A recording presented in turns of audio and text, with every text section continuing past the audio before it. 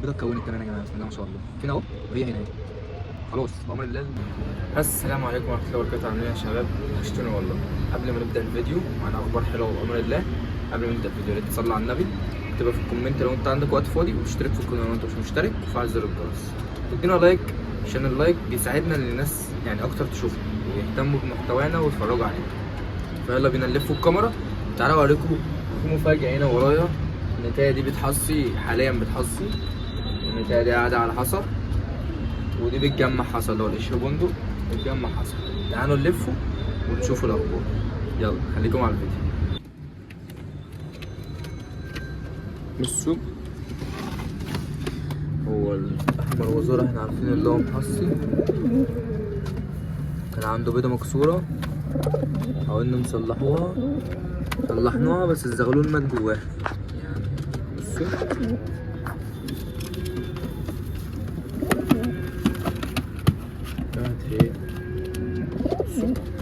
صلحناها، بس القص رفض اللي هو يرد عليها اصلا. يعني احنا صلحناها وظبطناها، بس رفض اللي هو بس عايز ايه يرقد عليها.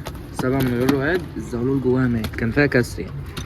فكده مش مهم، احنا اطمنا اللي هما ايه، الدكر بيخصب البتين والنتايه بتبيض البتين كويسين، دي اهم حاجه. طبعا احنا معاهم بالفيتامينات برضك وبالكالسيوم. بصوا والله ماسك جامد، غبي والله. النتايه دي بصوا من وقفتها، النتايه عليها حصى يعني. انا مسكتها امبارح، اول امبارح كانت مطريه، مسكتها النهارده مطريه. النتايه اللي هي دي، بصوا ديلها كمان جناحها نازل تحت ديلها، وفيها مرفوعة واحدة صغيرة، ودي علامة من علامات البيض يعني، اضطراب البيض. دي بقى أنا امبارح مسكتها، الحصواية متكونة، الحصواية متكونة حرفيا جوه منها، والقشرة تمام، الدنيا تمام. بس هي لسه بقالها بتاع ربع ساعة كده بتحاول إن هي تبيض، لسه ما بيضتش، لسه ما حسيتش.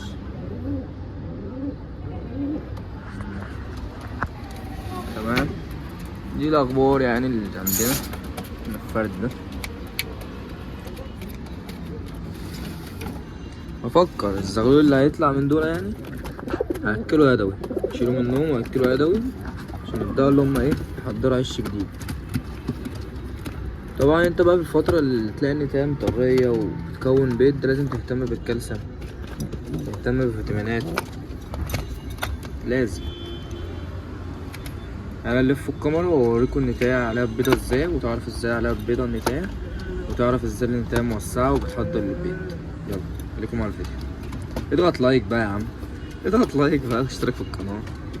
يلا بصوا مسافة اللي احنا سيبناها بس دي على الجرق ده تاني. تعالوا اوريكم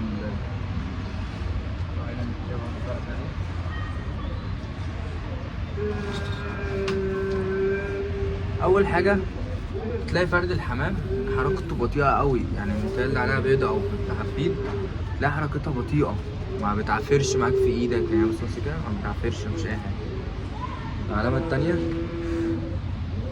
بص الديل عامل ازاي، بص كده، بصوا تلاقي فتحة المخرج بتاعتها بتتحرك بسرعة قوي. بصوا يا رب تكونوا شايفين، ريشها كثيف بس استنى اهو، تلاقي حركته سريعة قوي. تحط ايدك هنا بقى الحتة اللي هي تحت الفتحة على طول، البيضة اتكونت كمان يا جماعة، بسم الله ما شاء الله. اهي انا ماسك البيضة بس بالراحة طبعا، حاسس البيضة اهي بقت ناشفة اهي، البيضة انا ماسكها اهي تمام. هو كده كويس. القصين هيحصوا مع بعض، القصين هيحصوا مع بعض، هنبدأ ان احنا ناخد الحصى ده نحطه لجوه. ممكن اعمل فكرة جديدة في حصاهم، مش عايز ارمي حصاهم بصراحة، عايزين نشوف الناتج هيطلع ايه. مش هرمي حصاهم، هفقسهم انا يعني، فاهم؟ مش هخليهم يرقدوا عليهم، بس انا هعمل فقاسة وهعرف افقسهم. هتشوفوا يعني في الفيديوهات. النهايه دي بقى. طبعا انتوا لو بتتفرجوا على الفيديوهات هتعرفوا ان الحمام النتايات دي بتتنطط، مبعرفش امسكها اصلا. بالكم انا ماسك النتايه دي اهي، وبرده بسم الله ما شاء الله يدع على البيت خلاص. بصوا على البيض، هي طلعت هنا خلاص اهي اهي، شايفين المخرج فين اهو، وهي هنا اهي خلاص. بأمر الله النتاية دي على بالليل بالكتير قوي هتكون مصية.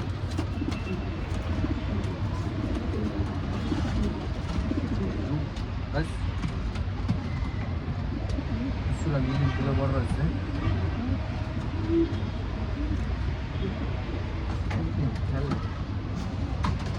ودول يومين بالكتير، النهارده البيضه دي قفلت 20 يوم بالظبط. النهارده يا بكره يا بعده بالكتير قوي هتكون فاقسه بامر الله اللي حصل، وهطلع اوريكم طبعا بامر الله، ونطلع فيديو بقى لما ده يكون بهض وده بهض وده فاقس، نطلع فيديو بامر الله اوريكم الاخبار كلها. كان معاكم سامر احمد. يا ريت قبل ما بس تخلص الفيديو يا ريت تشترك في القناه وتدينا لايك، لان انت كده بتساعدنا، فاهم، بتساعدنا وبتعمل معانا واجب كبير قوي، وهو حاجه ببلاش اصلا. فلو تقدر تعمل لنا لايك وتكتب لنا كومنت، تشترك لنا في القناه، كنا عملت معانا واجب. يلا سلام.